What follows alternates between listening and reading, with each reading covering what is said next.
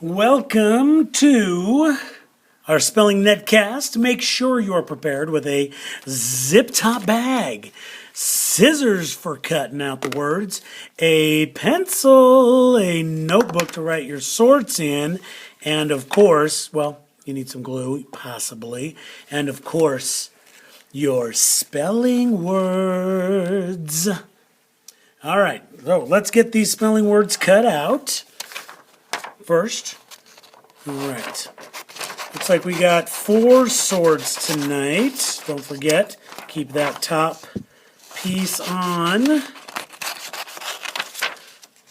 Remember, I told you about this last week, or what I want you to do is, I want you to keep all 4 of these on your top, because we're going to put these right up here on the top and write our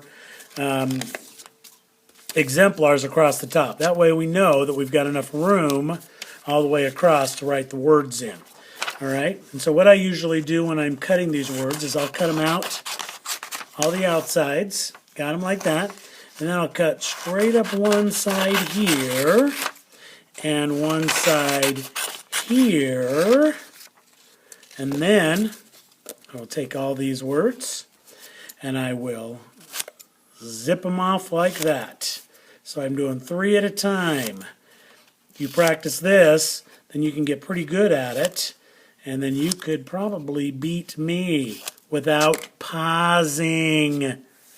Don't pause. All right, we'll throw those in the garbage. And let's take our thing here, our exemplar paper, and we're going to glue that across the top. We're doing unaccented final syllables today. And so we better get our pencil out here and let's do a little bit of writing. So we've got the -en. Remember, these are final syllables. These are at the very end. We've got the -on. We've got the -ain and the -in. So, these are final syllables. Now, interesting thing about, once we get that done, then we can cut these out into the sorts so that when you do the rest of your week's sorts, you're already set. So we're going to take these, and I'm just going to throw these already into my spelling words bag. Got it. Set those off to the side. All right, so we're going to practice our spelling. I will begin by saying a word aloud. Then I will make each sound in the word and then write it. I want you to repeat the word, making each sound in the word. The better we become at spelling, the better readers and writers we will be. All right, so we're going to throw out all our words here. All right. Good. So there's a couple things I want you to know about these unaccented syllables. The thing about these unaccented syllables in the end that makes them tough is that they have the same sound on them. Like if we're talking broken, we're going to go broken. We have dragon, n. So we're going to write dragon, dragon. Then here comes the interesting ones, because we got broken and dragon there. But if we look at this word, broken, mountain, mountain, T-A-I-N-E-N, broken, mountain. It's kind of got that same sound, and though it's spelled differently, we've got to be careful. The sound is not always a useful clue when we're doing final syllables. And there are some generalizations, meaning it might have a vowel or this letter behind it or before it, but not always. And so we can't always be trusted. Remember, We have a crazy language, and so we've got to remember some of the words we've just got to know. And these unaccented final syllables, sometimes we've just got to know.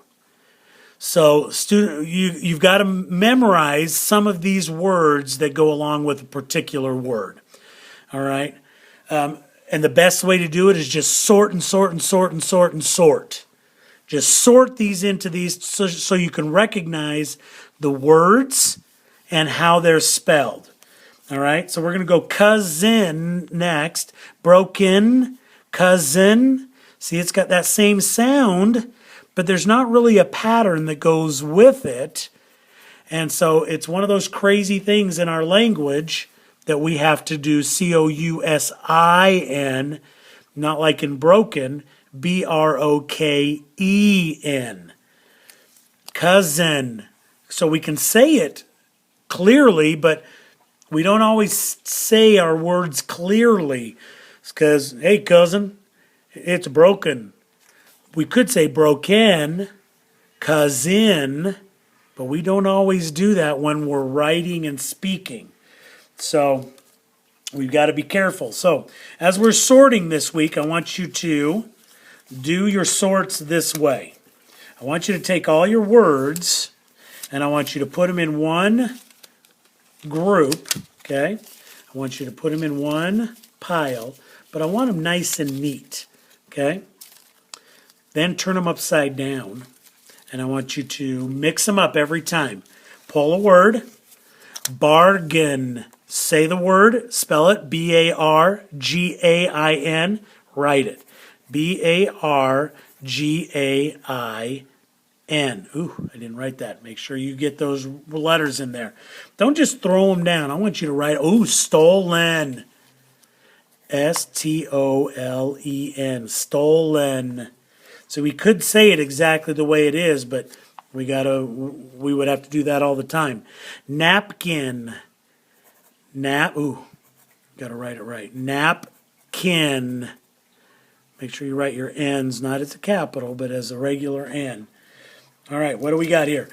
Ribbon. Isn't that interesting that I have all of these written out the way they're supposed to, or set and ready to go? Cool. Some of these spellings, you'll notice there are more of than others. I think the EN, you're going to see that more than you will the AIN. So I can't say use the EN more, but what I will tell you is you've got to memorize some of these, and you just got to see them. Do a word hunt this week, just as you're reading. You don't have to write anything down, but do a word hunt to recognize words with EN, ON, and AIN, and then just an IN. Just recognize those in your reading. Okay? That's going to help you out quite a bit. All right? So